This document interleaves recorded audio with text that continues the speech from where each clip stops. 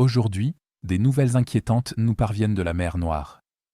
La marine américaine a effectué une visite surprise sur la côte russe de la mer Noire, poussant les Russes à spéculer sur l'origine du drone. Mais ce qui a suivi, ce sont des frappes répétées contre des navires russes, qui ont commencé à couler mystérieusement les uns après les autres. Récemment, un drone maritime américain sans pilote de 10 mètres de long, transportant des explosifs, a été retrouvé à la dérive au large des côtes turques après l'avoir apparemment perdu le contrôle. L'engin était un véhicule de surface sans pilote produit par la Sierra Nevada Corporation. Selon les médias locaux, il aurait pu être impliqué dans des opérations de tests ukrainiennes visant des navires russes. Il a été conçu pour des missions autonomes de longue portée et est capable de mener des opérations de reconnaissance, de surveillance, de guerre électronique et de frappe grâce à sa charge utile pouvant atteindre 300 kg.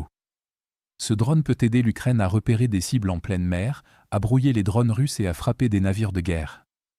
Son apparition intervient alors que les attaques contre les actifs navals russes se multiplient, ce qui alimente les spéculations selon lesquelles les États-Unis testeraient leurs drones maritimes avec l'aide de l'Ukraine afin d'acquérir une expérience réelle du champ de bataille.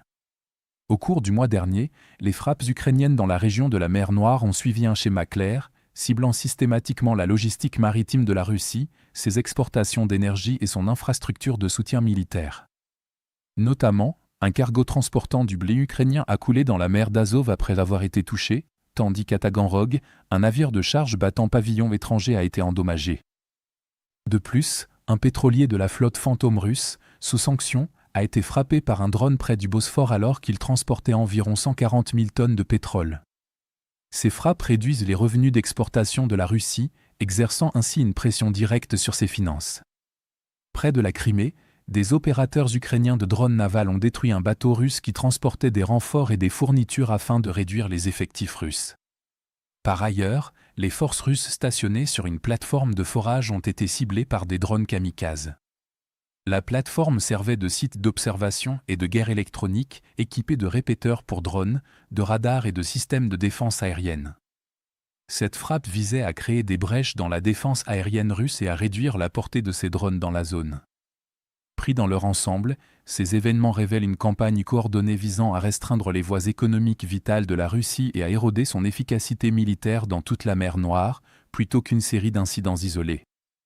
Selon la Convention de Montreux concernant le régime des détroits, la Turquie a le pouvoir de restreindre ou de bloquer le passage des navires de guerre par le Bosphore et les Dardanelles en temps de conflit, limitant ainsi effectivement les mouvements navals russes vers et depuis la mer Noire.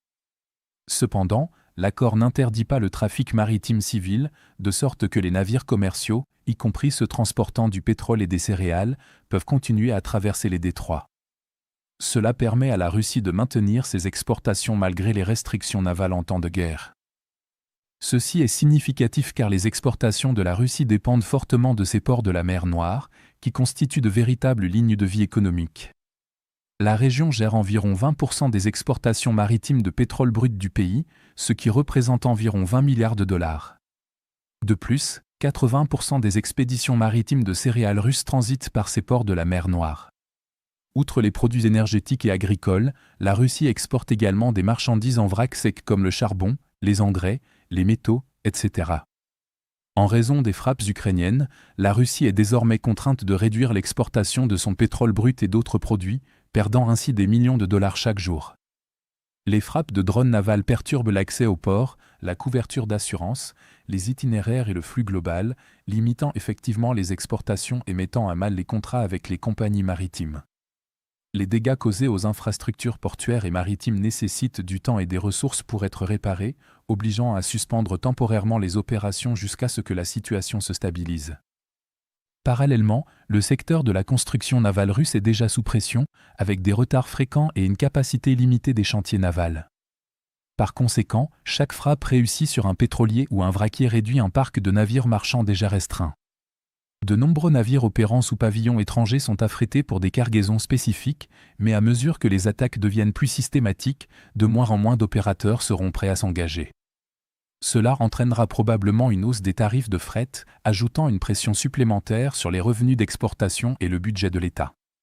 Globalement, l'Ukraine utilise tous les moyens à sa disposition, y compris des drones navals fournis de l'extérieur, pour démanteler systématiquement l'économie maritime russe. Ces frappes dégradent la logistique, dissuadent l'expédition, font grimper les coûts et érodent la capacité d'exportation, aggravant les faiblesses structurelles de la construction navale et des infrastructures. Une pression soutenue sur les routes de la mer Noire et le changement effectif de contrôle menacent la stabilité des revenus à long terme et la résilience stratégique de la Russie.